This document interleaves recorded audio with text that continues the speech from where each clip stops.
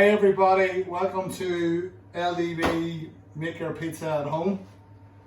This is an attempt at a step-by-step video of how to make your own LDV pizza in your own house.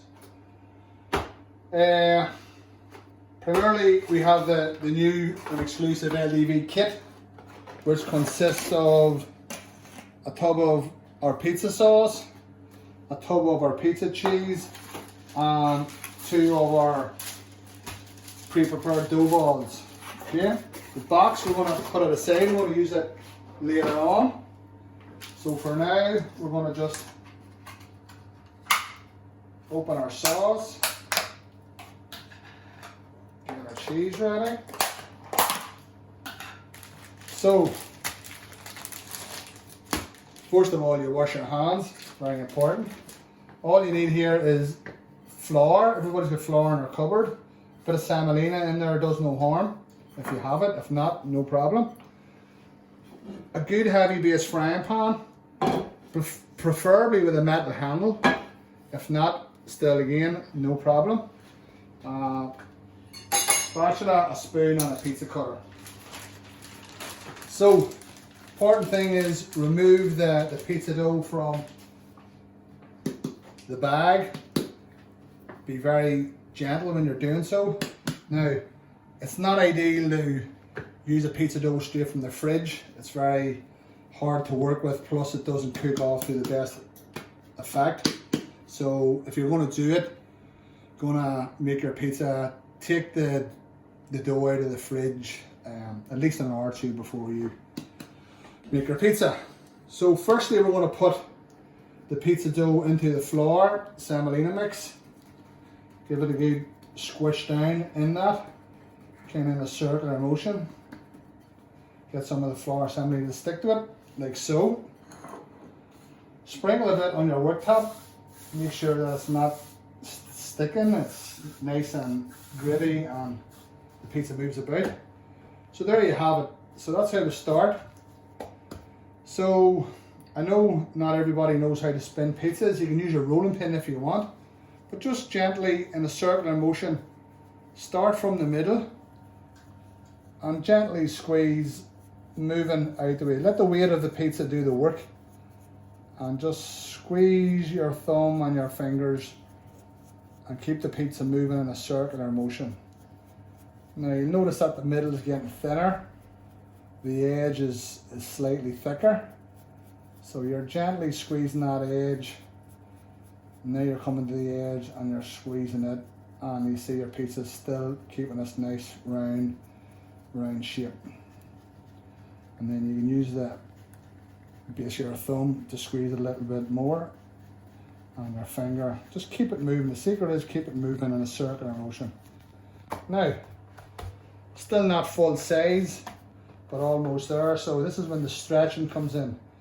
Now you don't want to stretch to the gap. You want to spread your hands and spin it in a circular motion while stretching at the same time.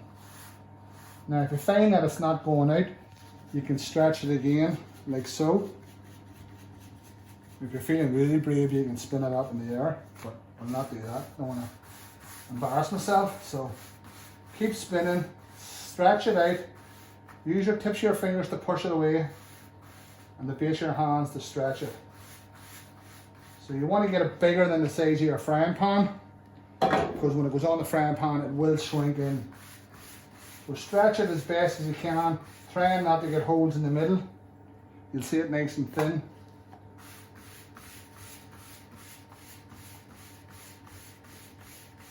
And once we have that done, remove your pan from the heat. It's just sitting on the low heat, so the pan is nice and hot.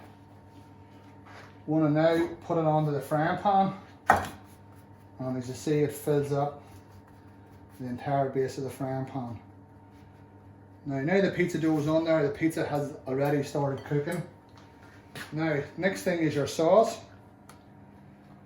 The sauce contains some herbs and some seasoning, nice fresh Italian tomatoes. So, depending on how much sauce you like,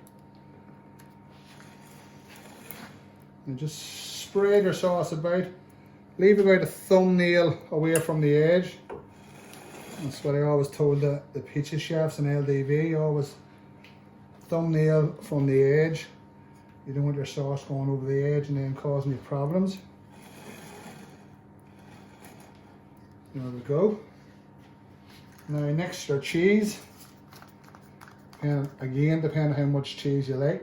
Personally, I don't like too much, but some people like lots, so everyone to their own.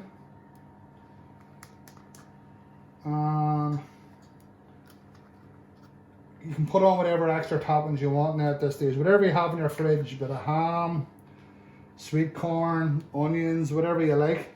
We're going to put a bit of pepperoni. We're lucky enough we got a bit of pepperoni out of work, so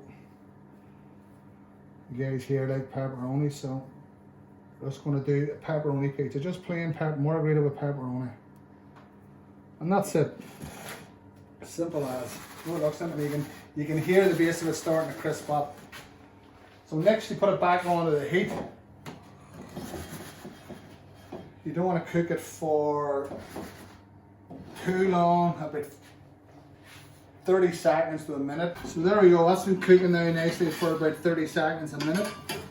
You can see the base already starting to go nice and brown. You don't want to have too brown because when it goes into the oven, it'll keep cooking.